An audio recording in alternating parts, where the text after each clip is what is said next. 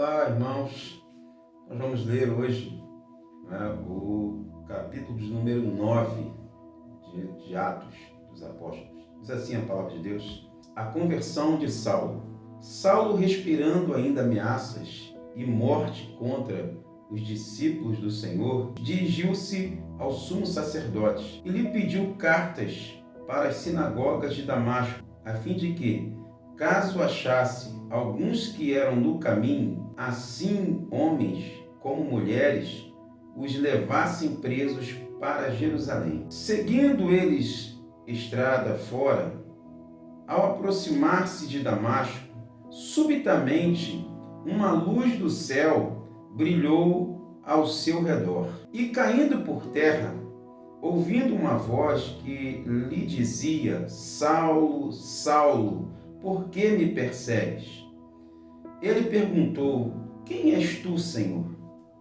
E a resposta foi: eu sou Jesus, a quem tu persegues. Mas levanta-te e entra na cidade, onde te dirão o que te convém fazer. Os seus companheiros de viagem pararam emudecidos, ouvindo a voz e não vendo, contudo, ninguém. Então se levantou Saulo da terra e, abrindo os olhos, não podia ver. E, guiando-o pela mão, levaram-no para Damasco. Esteve 3 dias sem ver, durante os quais nada comeu nem bebeu. A visita de Ananias.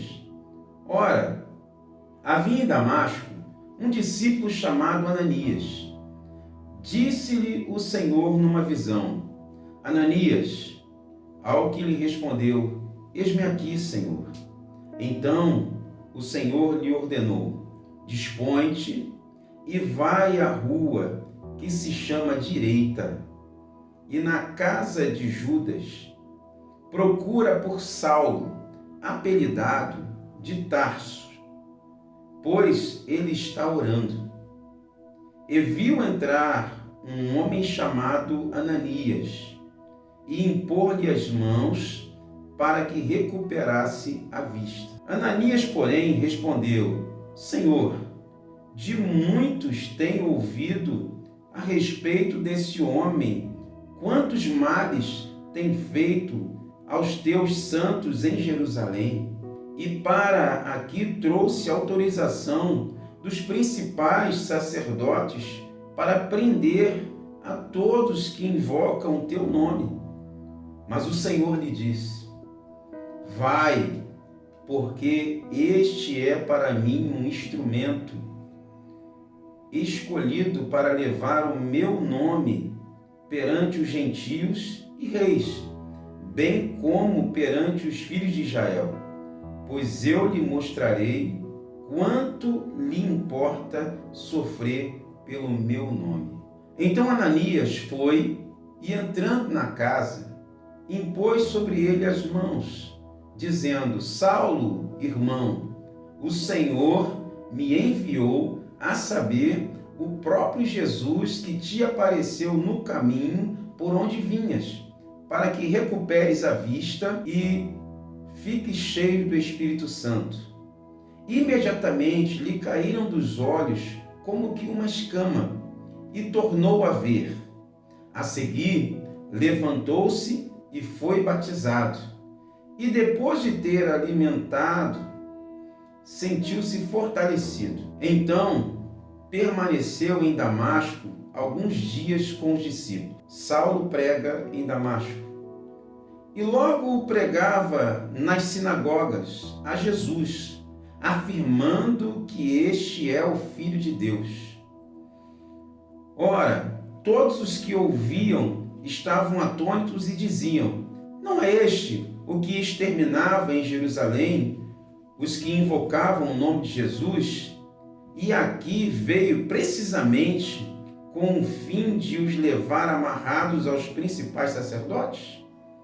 Saulo, porém, mais e mais se fortalecia e confundia os judeus que moravam em Damasco, demonstrando que Jesus é o Cristo. Decorrido muitos dias, judeus deliberaram entre si tirar-lhe a vida.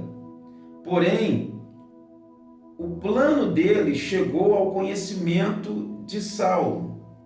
Dia e noite guardavam também as portas para o matarem. Mas os seus discípulos tornaram-no de noite e, colocando-o num cesto, desceram pela muralha. Saulo em Jerusalém e em Tarso. Tendo chegado a Jerusalém, procurou juntar-se com os discípulos. Todos, porém, o temiam, não acreditando que ele fosse discípulo. Mas Barnabé, tomando-o consigo, levou-o aos apóstolos. Contou-lhes como ele vira o Senhor no caminho e que este lhe falara, e como em Damasco pregava ousadamente em nome de Jesus. Estava com eles em Jerusalém, entrando e saindo, pregando ousadamente em nome do Senhor. Falava e discutia com os helenistas, mas eles procuravam tirar-lhe a vida. Tendo, porém, isto chegado ao conhecimento dos irmãos, levaram-no até Cesareia e dali o enviaram para Tarso. A igreja cresce.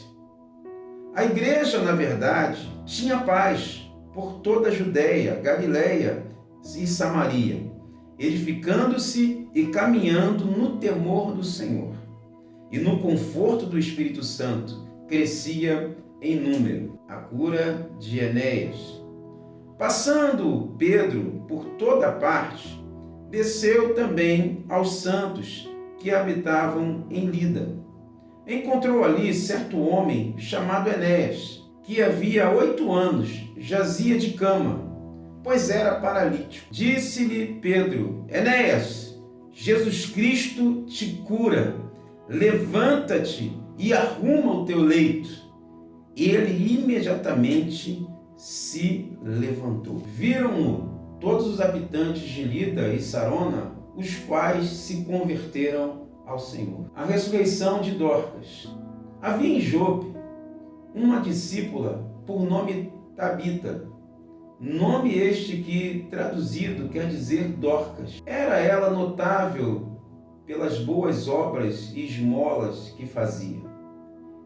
Ora, aconteceu naqueles dias que ela adoeceu e veio a morrer. E depois de a lavarem, puseram-na no cenáculo. Como Lida era perto de Jope, ouvindo os discípulos que Pedro estava ali, enviaram-lhe 2 homens que lhe pedissem: não demores em vir ter conosco. Pedro atendeu e foi com eles. Tendo chegado, conduziram-no para o cenáculo. E todas as viúvas o cercaram, chorando, e mostrando-lhe túnicas e vestidos que Dorcas fizera enquanto estava com elas.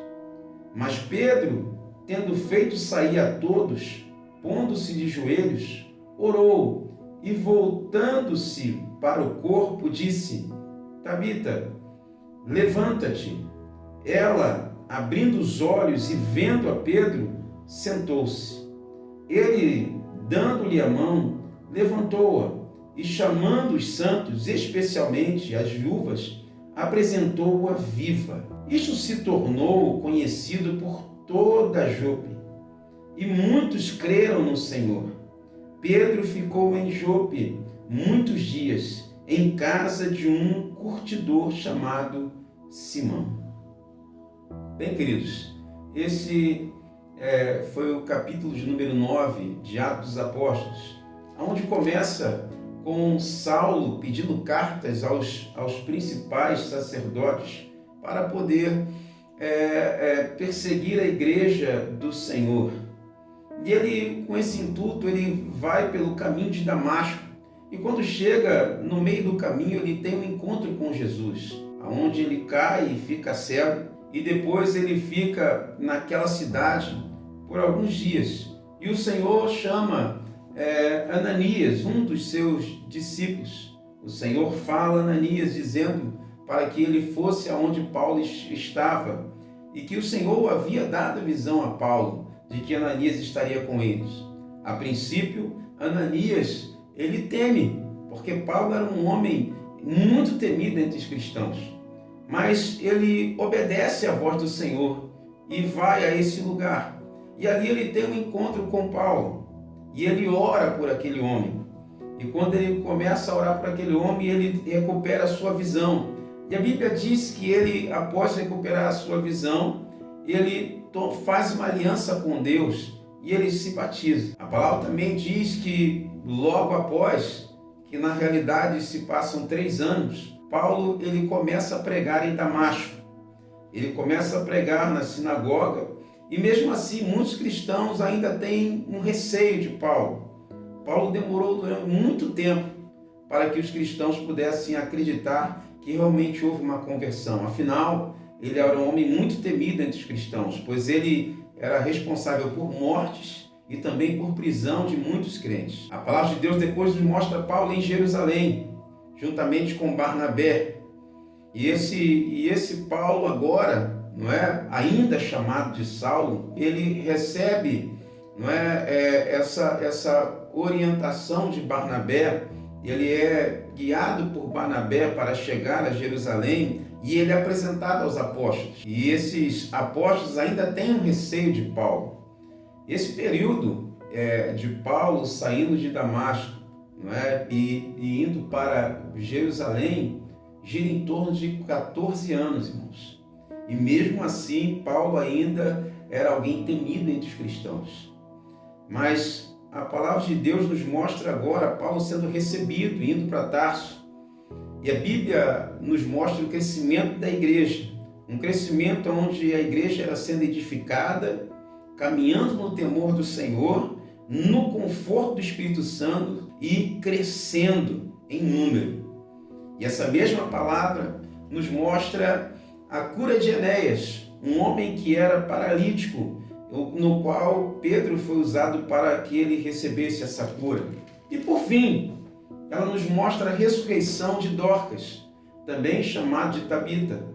E a palavra de Deus nos mostra algo muito interessante. O mesmo Pedro que viu a ressurreição da filha de Jairo, que acompanhou, que esteve no quarto com Jesus e viu aquela ressurreição, ele age da mesma forma para que houvesse a ressurreição de Dorcas.